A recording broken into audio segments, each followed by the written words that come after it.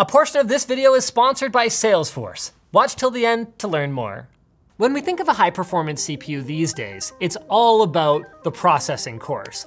I mean, sure, 5.3 gigahertz is more than 5 gigahertz, but if you've only got 4 cores versus 8, you're getting left behind.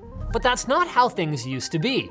Just 3 short years ago, 4 cores was all you needed on the desktop, mostly because a single company decided that for you. So, in this installment of Why the Advertiser-friendly content are you all buying this? We're gonna see why the invisible hand of the free market thinks that the Ryzen 5 3600 is the indisputable sweet spot.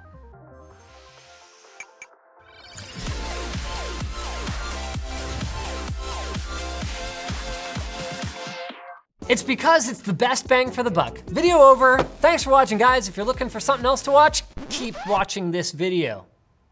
The Ryzen 5 3600 is currently the #1 bestseller on Amazon.com, with 3rd gen Ryzen in general making up 7 of the top 10, which is just an unbelievable coup for AMD. It's a similar story on Newegg, with 3rd gen only eclipsed by previous gen chips from both AMD and Intel that frequently end up on clearance specials. But how did these multi-core Ryzen CPUs come to dominate the market in the first place? To answer this, we have to go way back to the mid-2000s, the last time that AMD was a competitive threat to Intel. AMD had the Athlon X2 and Intel had the Core 2 Duo. And even back then, the advantages of having more CPU cores, in those cases 2, were mostly in making sure that background tasks wouldn't suddenly spike your CPU and grind whatever you were doing in the foreground to a screeching halt.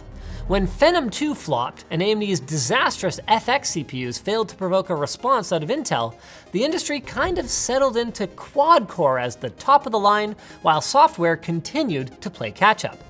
That meant that despite multi-threading becoming more mainstream as older single-core CPUs became obsolete, most software could only really count on there being 2 to 4 cores in the typical computer sold at your local Best Buy. So that is what most games and desktop software got optimized for. Now, Intel kept going with the easy to produce and easy to remember product lineup all the way until 2017, when generational improvements became so meager that something had to give. Enter AMD Ryzen with up to double the CPU cores for roughly the same price. I mean, sure, early software struggled to take advantage of the new cores, not to mention AMD's unique core layout, but today this has been mostly resolved and AMD has not only caught up with Intel, but have actually surpassed them in many ways. Not that it was easy. At the root of the trouble was GlobalFoundries, AMD's chip production partner, who struggled with 14 nanometer and later 12 nanometer production. That led to stability issues due to poor quality silicon, and even consumers who wanted a Ryzen CPU couldn't always find one on the shelf due to product shortages. Unlike at LTTstore.com, where you never even see a shelf because it's online. With today's 3rd gen Ryzens though, AMD has 2 big things going for them. First is TSMC's much improved 7 nanometer process. This is big, well, metaphorically speaking. While nanometers aren't always relevant, 7 nanometer was a major leap forward and provided a much needed shot in the arm for Ryzen, and enabled the second big improvement, the chiplet design that's used throughout the lineup.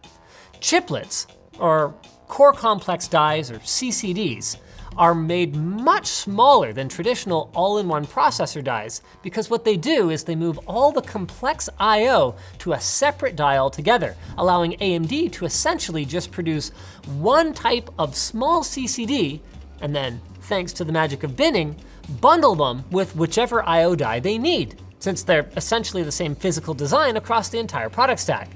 This means that overall performance, stability, and yields all improve, and the number of core combinations increases. So a single CCD chip like our Ryzen 5 3600 can have anywhere from 4 to 8 cores, and those exact same CCDs can be combined and rearranged in an array of up to 8 of them to create up to a 64 core Threadripper. That's very streamlined from a production standpoint. Now back to the 3600 for a moment though. This is a CPU that kind of straddles the line between the old and the new, with 6 reasonably fast, multi-threading capable cores, and with a very attractive price, about $205. Not to mention that it comes with a cooler in the box. Although we wouldn't recommend using that if you want to overclock, which of course though, you're free to do on all Ryzen CPUs. AMD's older CPUs are still strong contenders though, so it all comes down to compatibility.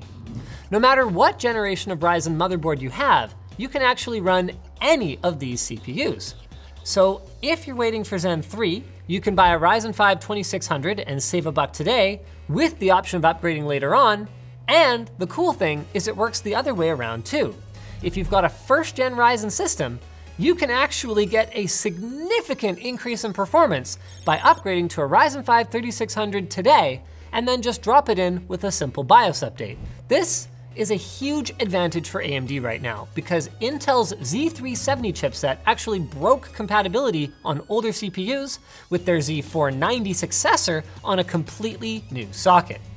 So if you're like most people, you'll probably feel a bit burned about only getting 2 generations of compatibility with Team Blue for all these years, when for the past several years, AMD has done a much better job of maintaining intergenerational compatibility.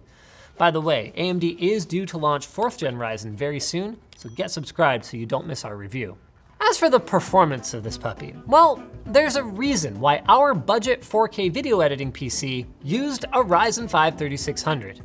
Taking advantage of a compatible previous generation motherboard, we got the cost of our whole workstation down below $1,000, and without any overclocking, impressed the heck out of Dennis, who usually edits videos on a workstation that costs twice as much. And don't take just our word alone. Steve over at Gamers Nexus found that in general productivity, performance of this chip is roughly in line with Intel's Core i5-10600K, a CPU that costs nearly $100 more and doesn't even have a cooler in the box. And it's no secret that the Ryzen 5 3600 will handle gaming too, albeit with performance that's below, but not far below, Team Blue, especially at this price point. This combination of acceptable gaming performance and stellar productivity has attracted tinkerers, content creators, and of course, thrift-seeking gamers.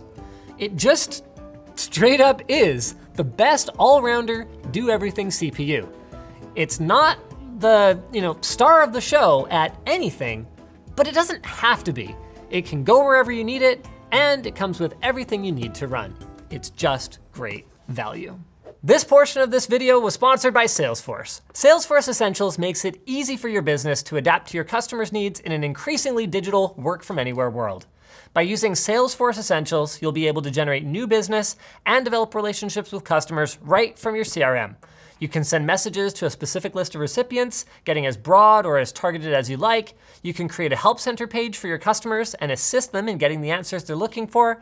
And you can leverage lead capture forms that are available in Salesforce on your site. With Salesforce, you can meet your customers where they are to better assist them by connecting your email, phone, and social channels. Just head to the link in the description to learn more about Salesforce Essentials. Thanks to Salesforce for sponsoring that portion of the video. Now back to other Linus. Thanks for watching, guys. If you enjoyed this video, hey, maybe go check out our most recent Why Is Everyone Buying This, where we focused on TVs and the manufacturing challenges that they face to bring costs down.